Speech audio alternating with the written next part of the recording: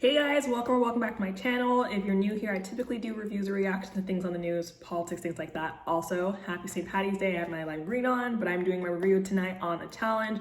I'm also gonna try and do this in one take. I'm trying to do things in one take so I can just upload it faster and I don't have to edit things when I say So if that happens, please bear with me. So at the beginning of the episode, Nany walks in, she strolls in gleefully because she has a go to school and she has Fessy as her new partner. Her and Gabby both said in the previous episode how they wanted to pick Fessy if either of them won.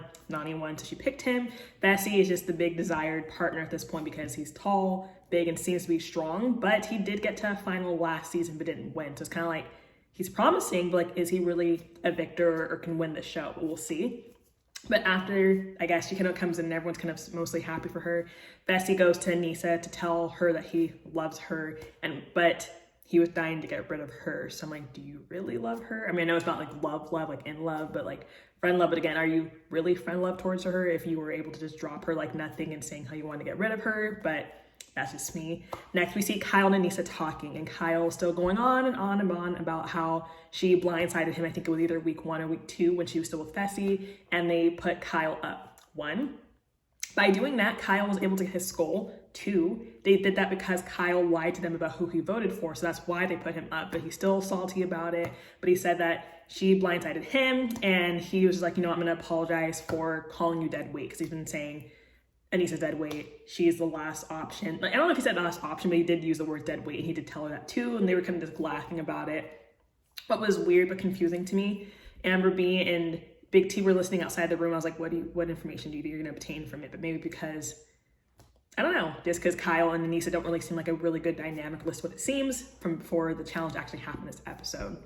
Darrell opens up to Leroy about how he wants to win this week, rightfully so, because just because you have a gold skull does not necessarily mean you are safe. Like, you have it temporarily until someone comes and snatches it from you. It happened. So it's like anyone who has it should want to win, or anyone should want to win, just because you want to be able to like decide if you want to go in, if you want to. Hence Cory and Big T, who both don't have skulls at this moment, or again, someone who has a gold skull, you don't want it snatched away from you and you can control that.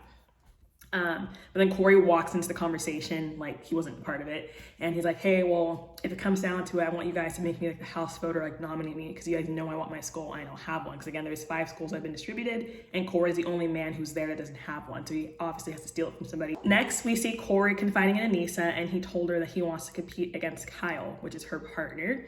So it's kind of like, woof, if you knew from like seasons ago, Anisa and Cory hooked up and they were friends at some point, so of course I guess he can feel like he can confide in her, but it's like, again, that's her partner, so like, what do you expect?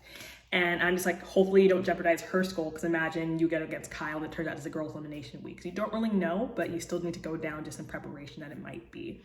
And he says a good partner though, and then relayed the information to Kyle, which it pissed him off. But next we get to the competition / challenge of the week. It is Mission Undercover. The partners have to dive beneath freezing water and 2 tectonic plates to obtain 3 rings. After that, they have to bring them back to shore while also staying underwater. Like, you know, they have to get to the end because they can't surface up yet, and then solve a puzzle when they get back to shore. The kicker is that they have to remain underwater the entire time. So if they come up, they're disqualified. So obviously they have like scuba, submarine. I don't know, I say submarine, but like it's not snorkeling. They have to stay like under. But it's just the fear of like, maybe you don't like being underwater for that long. It's also really deep. So like that's kind of like a big fear for some people. So that might prevent them from actually staying down, even though like they have the gear to do so. And yeah, the rogue agents for the previous week decide the order everyone's going in, and the first is Anisa and Kyle, which was picked by Leroy and Casey.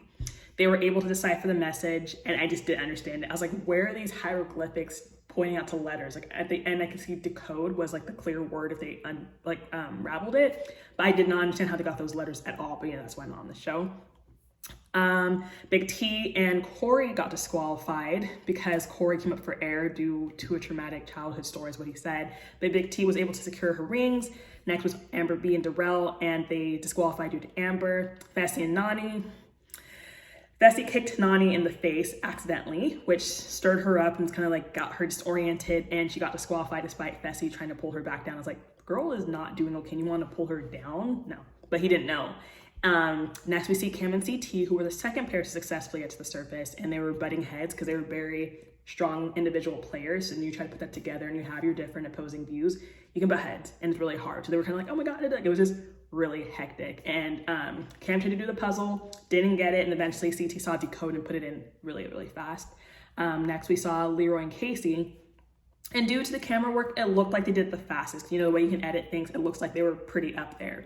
TJ eventually tells everyone that Aneesa and Kyle won, and I'm honestly happy for them because everyone that was talking for the past, like, beginning of the episode, they were saying they were gonna put up Aneesa and Kyle, so now they have the power to, like, prevent that from happening. I don't really know why them specifically, but now they can change that. Now everyone's words mean nothing because, again, they were the agents of the week. Kyle got cocky and happy as hell because he knew that Cory wanted to go against him, and he's like, you're not gonna take my skull from me now. And he was like dancing around and stuff like that. And I'm like, you know, good for you. Cause like, I am happy for people mostly whenever they win, but it's like when they get cocky, I'm like, come on now. But he's just, I guess, just doing it into fun. I guess they're not enemies, but they're not really like friends, what it seems like. But I don't know. I mean, I'm happy for Anisa because everyone really just doesn't really care for her that much. Not in that sense, we just don't think she can win because, you know, she's done several seasons, hasn't actually won entirely yet. So I just want her to finally at least do that. Next, we see Big T telling Cory that she'd rather be selected by Aneesa and Kyle versus being the house vote, but I don't understand the benefit of that. Like, it's just, either way you're gonna be put up. It's just like, does it matter if it's the house vote or does it matter if it's Aneesa and Kyle putting, I didn't really understand that. But Kyle is talking to someone and is adamant about wanting to nominate Leroy because Leroy did Aneesa and Kyle dirty by putting them first in the thing. Like, I don't really know if it's doing them dirty, but again, it's anything. It wasn't just Leroy, it was the entire house who was gunning for you guys, kind of. But obviously, I guess you have to take it out on Leroy and Casey because they were the ones who put you guys first. But like, them putting them first didn't really benefit or make anyone else's game back because they couldn't see what they were doing, wouldn't help anyone. But still upset about it. And next, we see the igloo drinking segment. Leroy tells Kyle that he wasn't being malicious by making Kyle and Lisa go first, like I just said. Nany in her confessional was kind of like, she said she was regretting picking Fessy and wishes that she would have stayed with Kyle. And I didn't understand that statement. I'm like, one, I thought you didn't like Kyle. Two, you said you didn't do well with Kyle. You were crying when Josh left and then got stuck with being with Kyle. Now you picked Fessy, who everyone mostly wanted. And now you are upset that you're with, like, I'm like, has anything happened with Fessy in a sense? Other than him kicking her under the water on accident. But I was like, that's an interesting statement to make, although it was in the confessional, it wasn't directly to anyone that this was said.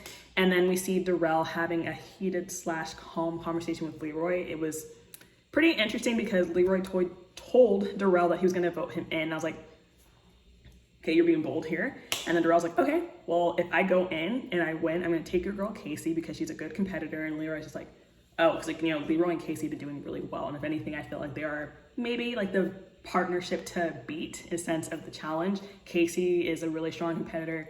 I believe that Leroy is too, just hasn't gotten that chance to win yet. Like, same with Anisa.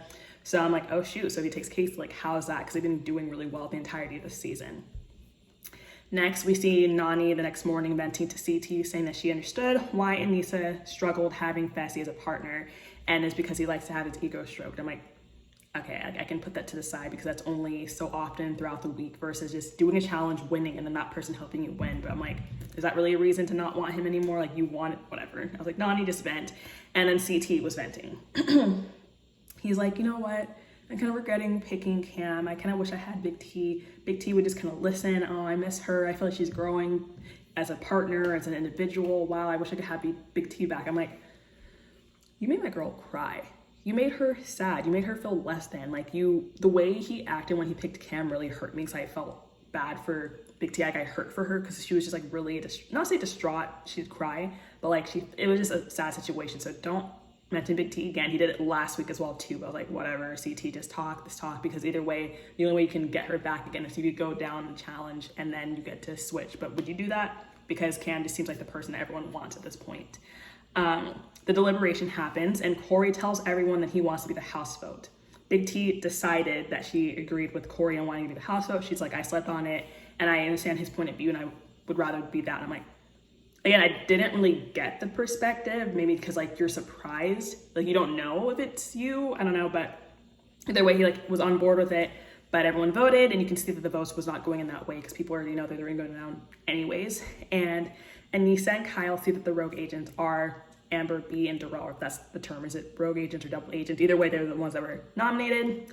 Kyle is trying to create chaos and suggested that it could be C-tier Fessy versus Darrell. I was like, Kyle, just simmer down. I know when people win for a week, it gets their heads and go crazy. That's what happened with Devin. Devin, whenever he had a little bit of power, he did a little too much.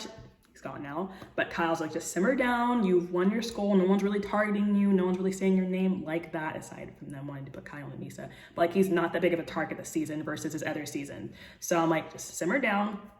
And then he says, brought up a good point, was like, you only win for a week. So if you want to create drama, chaos, that is just for right now. But next week we could potentially not be in power. People can remember that and use that against us. So just be normal and pick who we thought or who we said we're going to pick, Cory, because Cory is Anisa's friend, like I said earlier. So yes, if Kyle decides to, for some reason, do craziness and pick CT or Fessy, you will suffer the backlash moving forward, because who knows if you'll win after this. We don't really know how many more episodes there are. When everyone gets down to the crater, Anisa and Kyle vote for Cory and Big T, because everyone does see that it's Darrell and Amber who were voted down. As both Cory and Big T don't have skulls yet, it's beneficial for either of them, whether it's a women's or a men's elimination week, which we don't know yet because TJ likes to have suspense. And then TJ reveals it's a boys' elimination week. And Big T is upset, rightfully so, because she might not have an opportunity to get a gold skull. I'm sure if it was a girls' elimination week, Cory would have been upset as well too, because Cory's been very psyched and ready for this competition. The game is called Operation Snapping Point.